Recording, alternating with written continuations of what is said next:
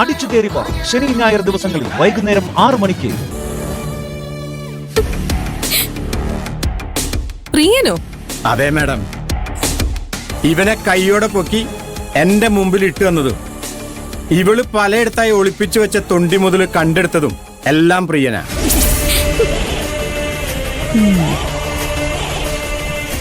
പ്രിയനെ സഹായിക്കാനേ മോഹനും ജയന്തിയും സൗന്ദര്യയും എല്ലാവരും ഉണ്ടായിരുന്നു.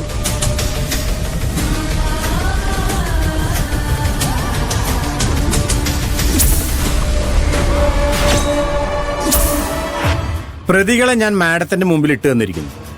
ഇവർക്ക് എന്ത് ശിക്ഷ കൊടുക്കണമെന്ന് മാഡം തന്നെ തീരുമാനിക്കും. എഴുന്നേൽക്കടി.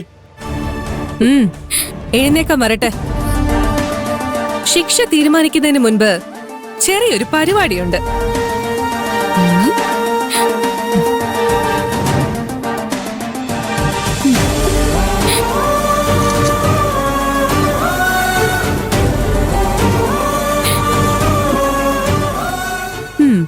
ഫോട്ടോ ഞാൻ കരുണാകരൻ സാറിന് സെൻഡ് ചെയ്തിട്ടുണ്ട്. പത്രമാധ്യമങ്ങൾക്ക് അയച്ചു കൊടുക്കണം. എല്ലാ പത്രങ്ങളുടെ ഫ്രണ്ട് പേജിൽ തന്നെ ഈ ഫോട്ടോ ഇടാൻ പറയണം. ഇവളുടെ അച്ഛനും അമ്മയും വീട്ടിലുള്ളവരും നാട്ടുകാരും ബന്ധുക്കളും ഒക്കെ കാണട്ടെ. ഇവളുടെ സ്വഭാവ മഹിമ എല്ലാവരും ഒന്ന് അറിയട്ടെ. നമ്മളായിട്ട് ഇവൾക്ക് ശിക്ഷ കൊടുക്കണ്ട. അതിനല്ലേ ഈ നാട്ടില് കോടതിയും പോലീസും ഒക്കെ.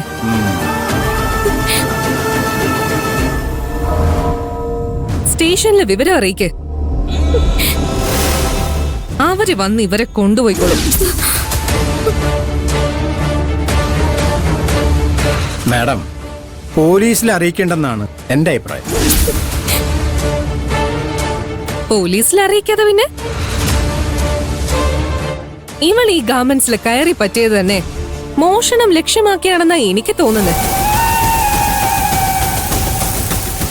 ഇവിടെ കയറി കളിച്ചവൾക്ക് അതിന്റെ പണിഷ്മെന്റ് കിട്ടിയേ മതിയാകൂ. മാഡം പറഞ്ഞത് ശരി തന്നെ. പക്ഷേ പ്രിയന്റെ കേസിൽ നമ്മുടെ ഈ ഗാർമെന്റ്സിന് ചെറിയൊരു ചീത്തപ്പേരുണ്ടായിട്ടുണ്ട്. അതിന്റെ കൂടെ ഇതുകൂടി സ്റ്റേഷനിൽ അറിയിച്ചാലേ ഈ സ്ഥാപനത്തിന്റെ റെപ്യൂട്ടേഷനെ അത് വല്ലാതെ ബാധിക്കും. പി.കെ. സാറ് നമ്മളെ വഴക്ക് പറയാ. ഇവരെ പിന്നെ നമ്മൾ എന്താ ചെയ്യാ? ഇവനെ എടുത്തിട്ട് ശരിക്കൊന്ന് പെരുമാറണം.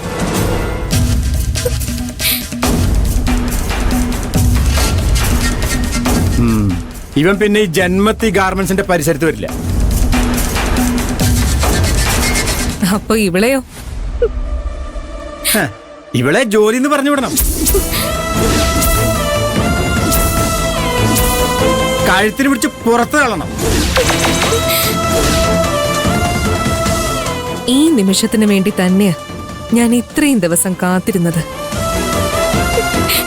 ആ സൽക്കർമ്മം ഞാൻ തന്നെ ചെയ്തേക്കാം. ഇങ്ങോട്ട് വേണ്ട, എന്നെ ഇവിടുന്ന് പറഞ്ഞയക്കരുത്. ഞാനൊരു തെറ്റും ചെയ്തിട്ടില്ല. ആണല്ലേ? നോടക്കടി അങ്ങോട്ട്. ഞാൻ പറയുന്നൊന്ന് വിശ്വസിക്കേ. അവിടെ നടന്നതിലൊന്നും എനിക്ക് ഒരു പങ്കുമില്ല. ഒരുപാട് നെകളിപ്പ് കാണിക്കുന്നവരുടെ ഗതി ഇത് തന്നെയാ. ഇനി നീ എന്റെ കൺമുന്നിൽ വന്ന ബാക്കി ഞാനിപ്പോ പറയുന്നില്ല.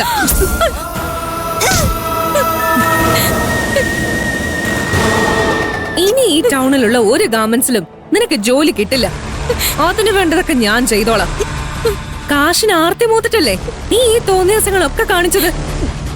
അതിന് ശിക്ഷയായിട്ട് ഒരു പണിയില്ലാതെ കുറച്ചു കാലം നീ പട്ടിണി കിടക്കുക. എടുത്തോണ്ട് പോടാ പോടാ.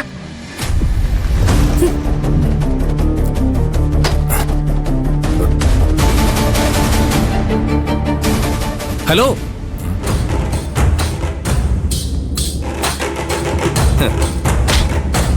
അങ്ങനെ അങ്ങ് പോയാലോ? ചോദിക്കട്ടെ.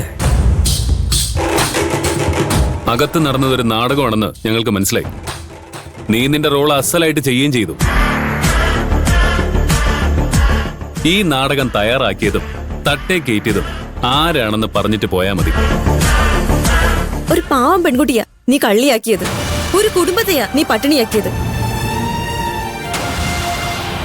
അതിനുള്ള കൂലി ഈ പണി ഏൽപ്പിച്ചവർ നിനക്ക് തന്നിട്ടുണ്ടാവും. ഞങ്ങളുടെ വകയുണ്ട് നിനക്ക് കൂലി.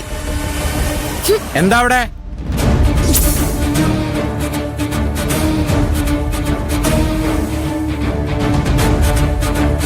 ഇവിടെ കിടന്ന് കൂടുതൽ ഷോ കാണിച്ചാണ്ടല്ലോ, ഇവളുടെ ഗതി തന്നെയായിരിക്കും നിങ്ങൾക്കും. പണി അന്വേഷിച്ച് തേരാപ്പാര നടക്കുന്ന 10,000ങ്ങളുണ്ട് ഈ ടൗണില്. അതിൽ നിന്ന് 4 പേരെ സെലക്ട് ചെയ്യാൻ എനിക്ക് വല്ല ബുദ്ധിമുട്ടൊന്നുമില്ല. ഇവിടെ അടങ്ങി ഒതുങ്ങി നിന്നാ കുടുംബം പട്ടിണിയാവാതെ നോക്കാം.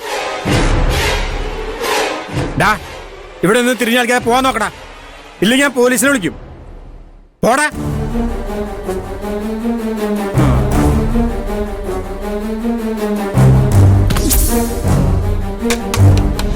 എടുത്തോണ്ട് പോടി.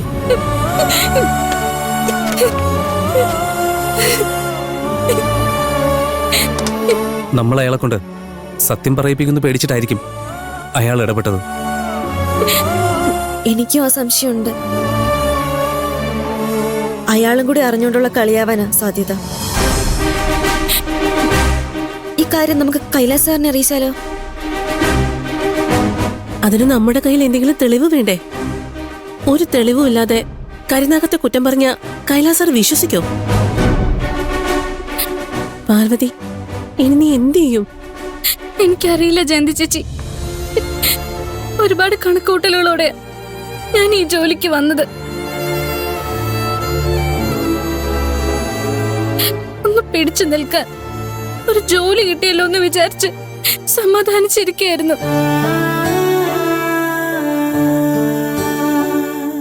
എല്ലാം പോയി. എന്ത് ചെയ്യണമെന്ന് ഒരു പിടിയും കിട്ടുന്നില്ല എനിക്ക്.